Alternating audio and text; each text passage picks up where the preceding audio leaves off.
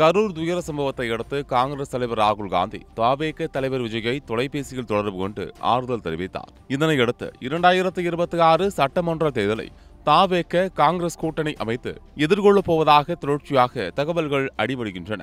இதற்கு தவேக கட்சியின் ஆட்சிகளும் அதிகாரத்திலும் பங்கு என்ற கவர்ச்சி முழக்கமும் முக்கிய காரணமாக பார்க்கப்படுகிறது. இந்த நிலையில் 2026 தேர்தல் கூட்டணி குறித்து துணை முதலமைச்சர் உதயநிதி ஸ்டாலின் பொடி வைத்து பேசியிருக்கிறார். திண்டுக்கல்லில் நடந்த திருமண நிகழ்ச்சி ஒன்றில் உதயநிதி ஸ்டாலின், என்னுடைய வாகனத்தில் இருந்து இறங்கி உங்களின் எழுச்சி மற்றும் மகிழ்ச்சியை பார்த்துவிட்டுத்தான் வந்தேன். முழுதாக இந்த மேடைக்கு வந்து சேர்வேனா என்ற நம்பிக்கை குறைவாகத்தான் இருந்தது. என்னுடைய கைகளுடன் வருவேனா, முழுதாக வருவேனா என்றெல்லாம் சந்தேகம் ஏற்பட்டது. ஆனால் என்றுமே கை நம்மை விட்டு போகாது. நான் என்னுடைய கையை சொன்னேன் என்று பேசியிருக்கிறார். காங்கிரஸ் கட்சியின் சின்னம் கை என்பதால் உதயநிதி ஸ்டாலின் காங்கிரஸ் திமுக கூட்டணி குறித்துதான் மறைமுகமாக பேசியிருக்கிறார் என்பது தெளிவாகி இருக்கிறது.